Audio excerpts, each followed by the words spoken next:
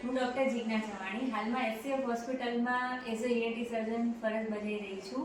WHOના મત મુજબ 1000માંથી 4 બાળકો બહેરા સાથે જન્મતા હોય છે. આવા બાળકો નોર્મલ બાળકોની જેમ સાંભળી કે બોલી ન શકવાના કારણે માનસિક અને શૈક્ષણિક વિકાસમાં પાછળ રહી જતા હોય છે.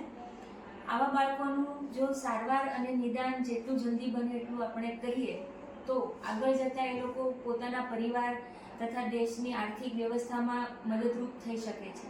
આના માટે ઓડિયોમેટ્રી છે, OAE છે, બેરા છે, આ બધા ટેસ્ટ છે અમુક જે સ્ક્રીનિંગ માટે અને આગળની બહેરાશ માટે જરૂરી છે.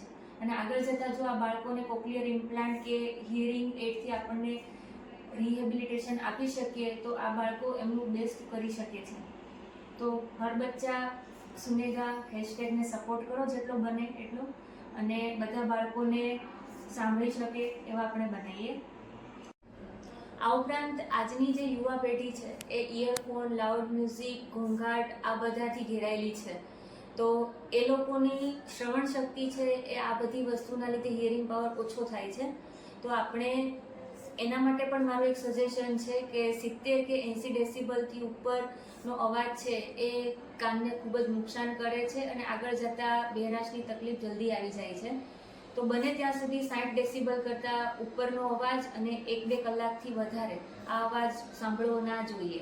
50 વર્ષથી ઉપરના જે લોકો છે એ લોકોનામાં શ્રવણ શક્તિ ઓછી થાય છે ઉંમરના લીધે અને નસને પૂરતું લોહી નહીં મળવાના કારણે. આ લોકોની માનસિક સ્થિતિ ઓછું સાંભળવાના લીધે ખરાબ થાય છે અને આ લોકોને હિયરિંગ એડ કાનમાં સાંભળવાનું મશીન લગાવવાથી આ જે તકલીફ છે એમાં રાહત થતી હોય છે. તો 3 માર્ચથી 9 માર્ચ સુધી આપણે વર્લ્ડ હિયરિંગ ડેના અંતર્ગત લોકોને સાંભળવાની શક્તિ માટે વધારે જાગૃતતા લઈએ અને એમને સાંભળવા માટે પ્રેરિત કરીએ.